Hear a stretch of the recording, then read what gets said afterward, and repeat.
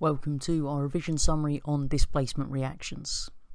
So first thing we actually need to understand before we look at these displacement reactions are those two key patterns in reactivity that we've seen as we've looked at group 1 and as we've looked at group 7 in our previous lessons.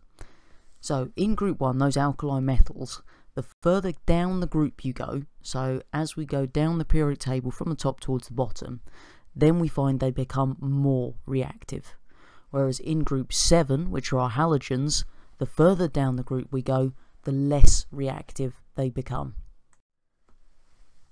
So what we need to understand then is when we're thinking about our group 7 elements, then they can actually react with metal halide solutions.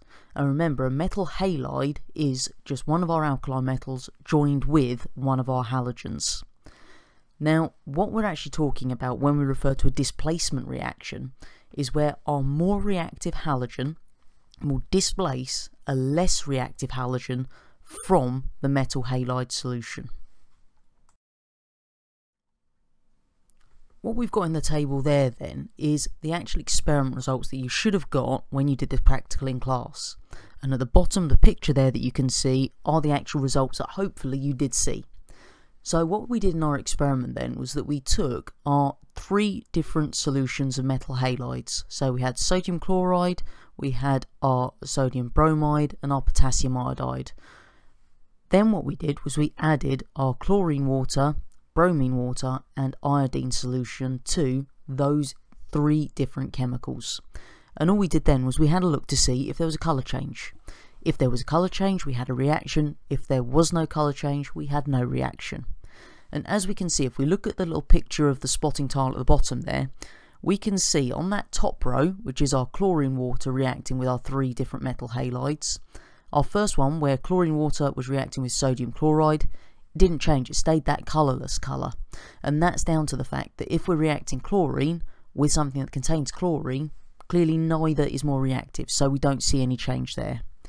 In the middle one on that top row, that's our sodium bromide and chlorine water. Chlorine is more reactive than our bromine. So that means that chlorine is going to take the place of bromine in that metal halide solution.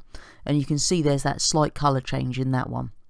When we look at our chlorine water with our potassium iodide, then chlorine is more reactive than iodine, which means that the chlorine takes the place of the iodine in the potassium iodide to make potassium chloride instead. And we can see that's happened because we've got that very clear colour change. And as you look down the other rows, you can see that our bromine water has only reacted with the potassium iodide, whereas on that bottom row where we had iodine solution, there's no change. They've all stayed the same colour as the iodine solution. And that's because our iodine obviously won't react with itself. The bromine and the chlorine are more reactive than iodine. So that means that the iodine can't take their place in the metal halide. From those experiment results that we generate, we can actually put together a reactivity series, which is what we've got in the bottom right there. So our most reactive halogen is fluorine and our least reactive is astatine.